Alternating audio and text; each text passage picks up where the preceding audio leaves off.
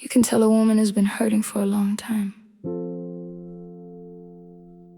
when she starts apologizing for having emotions at all.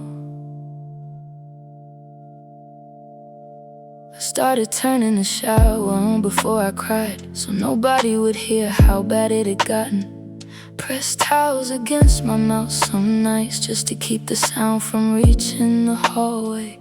You used to ask me what was wrong immediately, back when my sadness still interrupted your world. But eventually you got comfortable watching me carry everything alone.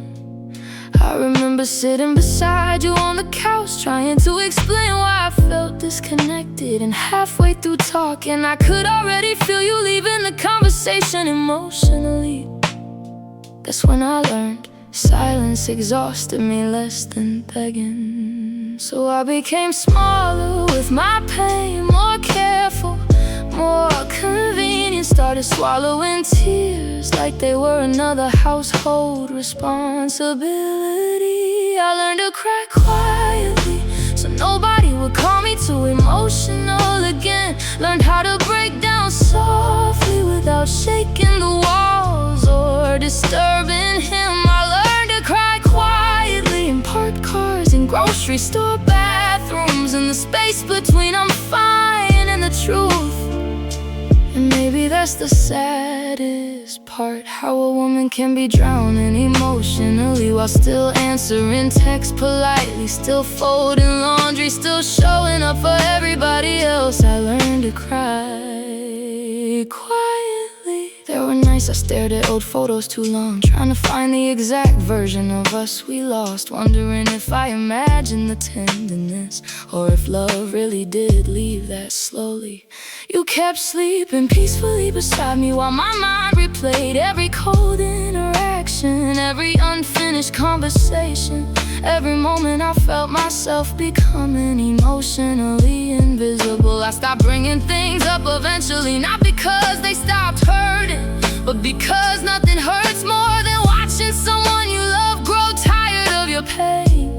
So I carried it alone like women do, and after a while I got frighteningly good at pretending, smiling with swollen eyes, laughing through emotional exhaustion, calling survival strength. I learned to cry quietly when my face turned toward the window at night. Learned how to wipe tears fast before somebody walked back into the room. I learned to cry quietly because loud pain makes people uncomfortable, and women like me get taught early to make suffering easier for others to witness. But inside, I was collapsing in slow motion, and nobody noticed because I made it look graceful. Do you know how lonely it feels to need comfort from the same person who created the loneliness in you? I kept thinking, if I explain it better, softer, calmer, maybe you'd finally understand.